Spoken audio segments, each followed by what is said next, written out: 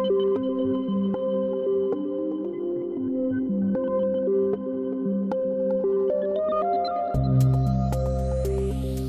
is 6 Minutes, the Seriously International Daily Newscast. It's Thursday, February 13th, and I'm Jacob Shropshire. And I'm Rebecca Bonthius. The day is winding down in Bali, while business is just getting started in a sunny Buenos Aires. Here in the Worldcrunch newsroom in Paris, it's gray and cold and just after midnight. These are the latest headlines. Hamas says it will release the next group of Israeli hostages as planned. NATO reacts to Trump's decision with Putin to launch negotiations to end the war in Ukraine.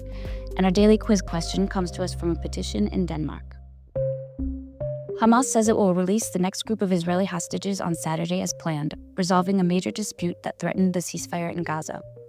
The militant group said on Thursday that Egyptian and Qatari mediators have affirmed that they will work to remove all hurdles and that it would implement the ceasefire deal. The statement indicated 3 more Israeli hostages would be freed Saturday.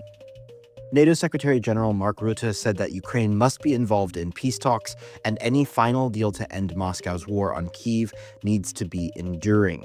This comes after U.S. President Donald Trump agreed on Wednesday with Russian President Vladimir Putin to launch negotiations, notifying Ukraine after the phone call.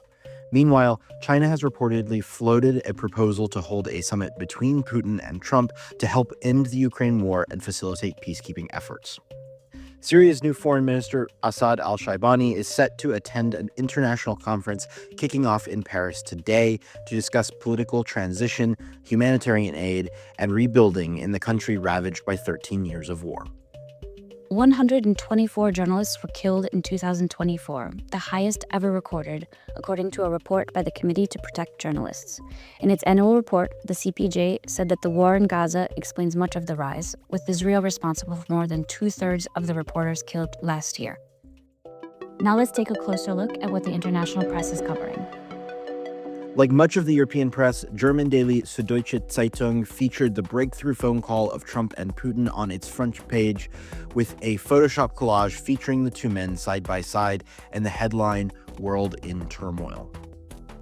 The website of Taipei-based Taiwan News is covering a gas explosion that rocked a Taiwan department store today in Taichung, about 99 miles southwest of the capital city.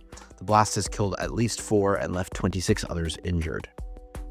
Also breaking today in Asia is news that the merger talks between automotive giants Nissan and Honda have ended without a deal. The companies pledged to continue the cooperation on electric vehicles amid intensifying global competition in the industry.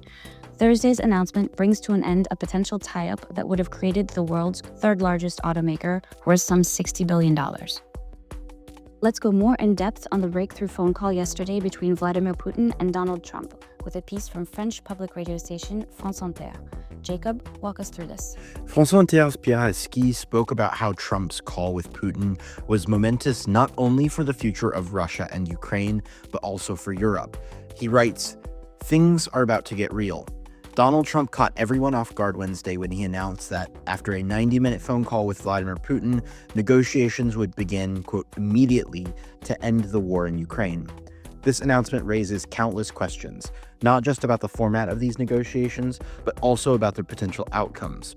While the Ukrainians are at the heart of these concerns, the stakes are just as high for the future of Europe, which may be called on to ensure Ukraine's security and prevent another Russian invasion. This is certainly a major challenge for Europe, for which it is frankly not yet ready, especially with Russia's military spending in 2024 exceeding that of the 27 European countries combined, and with Ukraine that dreams of Europe but still places more trust in a US guarantee.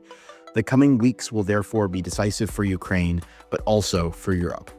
We have a story from Beirut-based Diraj on the lack of aid in northern Gaza, which is leading people to return to camps in the south.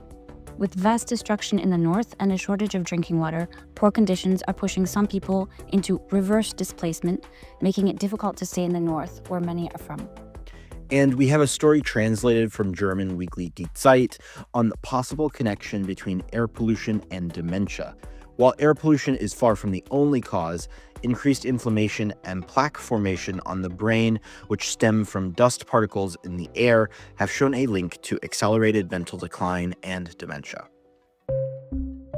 We're wrapping things up today with our daily quiz question, which comes to us from Denmark. It aims to crowdfund $1 trillion to allow Denmark to do what?